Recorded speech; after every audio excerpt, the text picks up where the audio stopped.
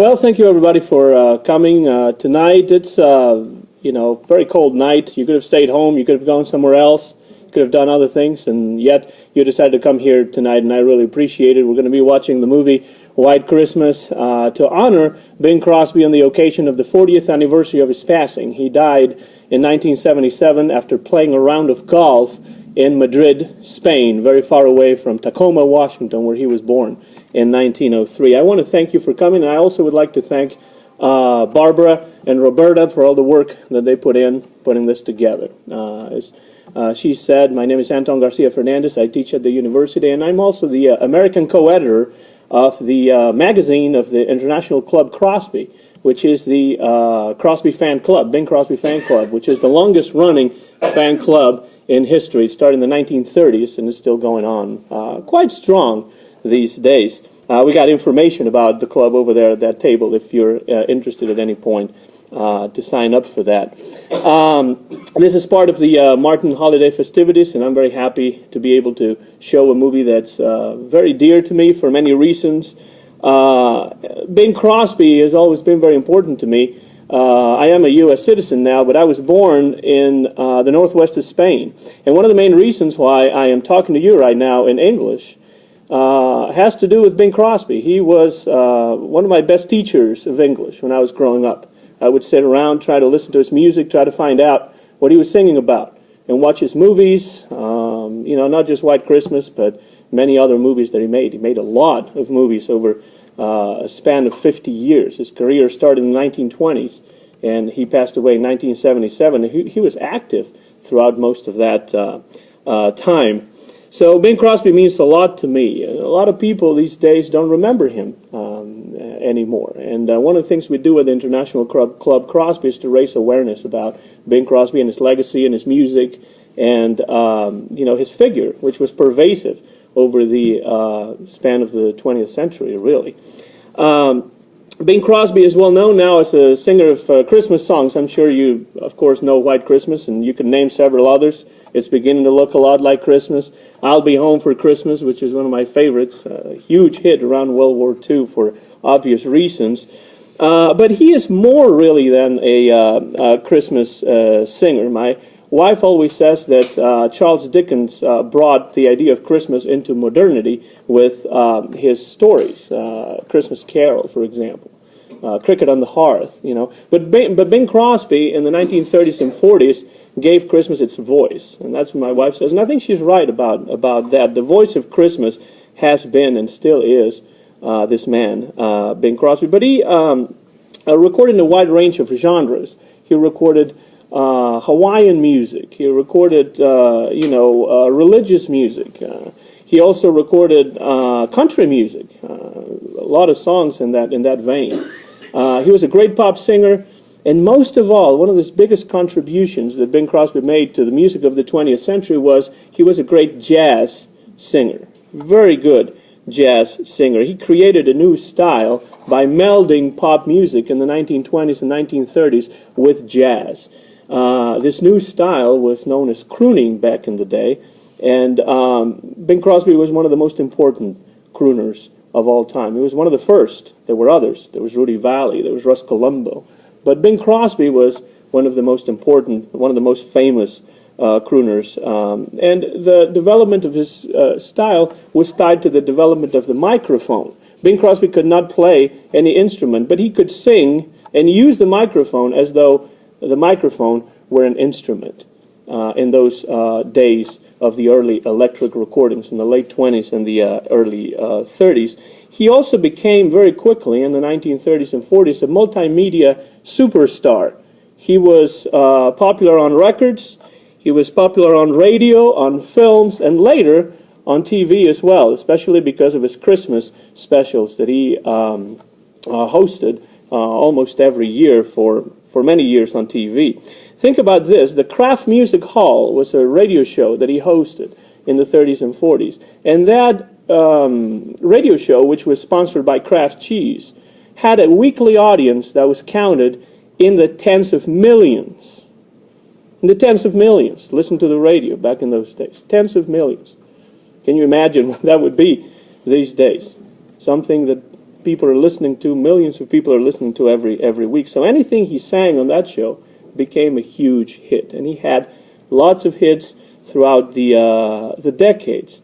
Another thing that a lot of people don't know about Bing Crosby is that he championed the work of great African-American musicians, like Louis Armstrong, who was a lifelong friend, Duke Ellington, Louis Jordan, Ella Fitzgerald. He sang with all of these people on radio. He made records with them.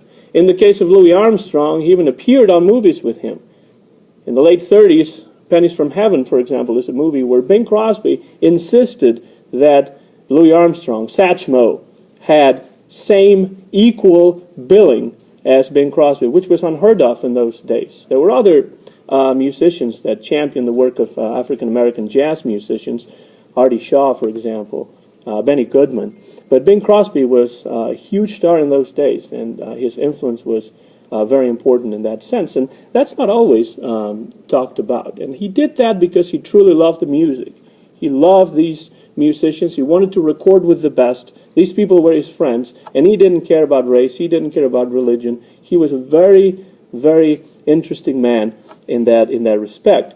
Not only was he a great singer, he was also a pretty good actor. At some point, he even earned an Oscar for a movie called Going My Way, where he played a priest. You might remember that movie. It's also a really good movie. He sings in it, and he got an Oscar for that. He made a lot of movies with Bob Hope, for example. The Road to movies, Road to Morocco, Road to Bali, Road to Rio. Many movies that were actually really ad-libbed. They were really good friends in real life. They played golf together. They were together a lot of the time. And so they ad-libbed a lot of those movies. That's why the movies are still fresh, 70 years after they were released, many of them. He was also a very shrewd businessman, an entrepreneur.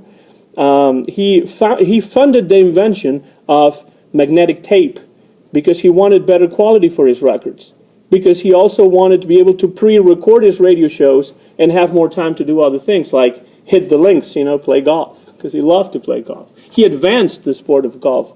He brought notoriety to that sport because he loved it and he loved to play. Another thing that he did, he invested in Minute Maid orange juice. When, it was one of the first people to do so. You wouldn't think of that. He was also part owner of the Pittsburgh Pirates, the baseball team, even though, he was not from Pittsburgh. But he liked baseball, and, he actually played baseball growing up, and he became part owner of the Pittsburgh Pirates. There's a recording of him calling half an inning, I think, on radio back in the 50s or so. You can probably find it on YouTube. He was not very good at calling baseball games, but he loved the sport of baseball as well. He was a very influential person, and musically he influenced people like Frank Sinatra that came after.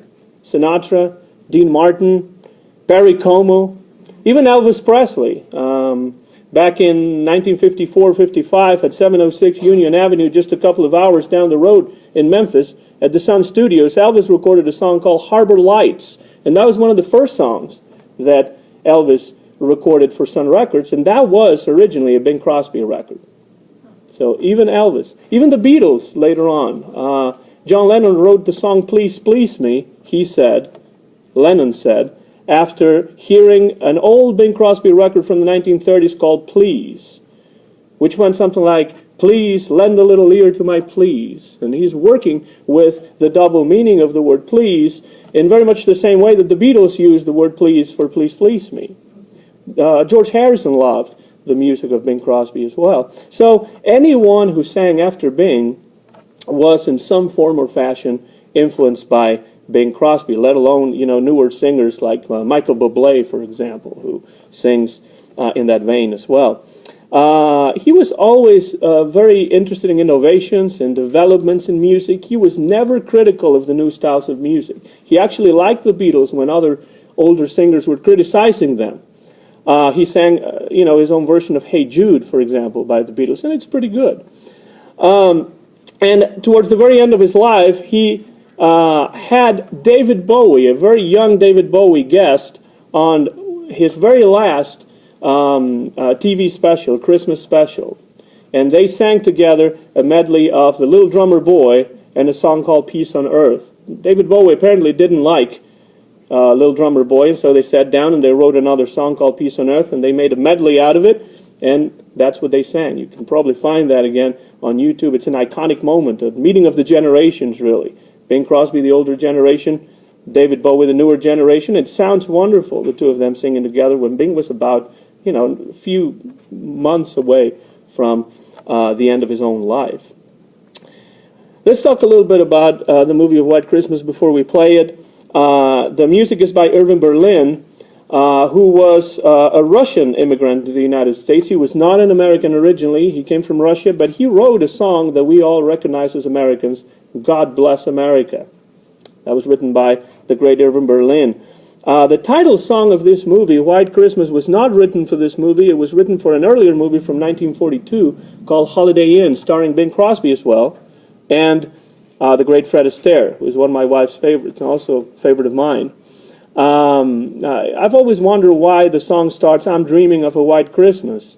Because, it is a white Christmas, after all. When you think of Christmas, you think about white and the snow. But he says that because the song originally is written by Irving Berlin, had a verse, like an introduction, that talked about the singer being in L.A. on Christmas Day, and the sun was shining. And that's why he's dreaming of a white Christmas, just like the ones I used to know. The plot is very simple. You will see, as with many of these musicals, the plot is simple because the important thing is the music. The plot is also somehow related to World War II. Bing Crosby was very popular during those years and did a lot for the war effort and did a lot of USO tours. So it's a topic that was obviously dear to his heart, and he knew what he was like, singing in Europe during those days, singing in America, raising funds, selling war bonds, and that sort of thing. Finally, let me tell you a little bit about the co-stars that Bing Crosby has in this movie. Rosemary Clooney, the aunt of George Clooney, but that's not, obviously, her only or even her main claim to fame. She was a great jazz and pop singer with a long career. She was also a very close friend of Bing Crosby, and if you notice, she sings a song called Love, You Didn't Do Right By Me, towards the end of this movie, and in my opinion, that's one of the best songs in this movie, in White Christmas. It's not one of Bing's songs, it's one of Rosemary Clooney's songs, or as Bing Crosby used to refer to her, Rosie. Danny Kaye, another one of my favorites, a big star, a singer, a comedian, a dancer. He could do basically anything, and he was the perfect sidekick for Bing. Bing had lots of great sidekicks over the years, Bob Hope being, the main one. But Danny Kaye does a fantastic job in this movie. The Secret Life of Walter Mitty is a movie that I really like by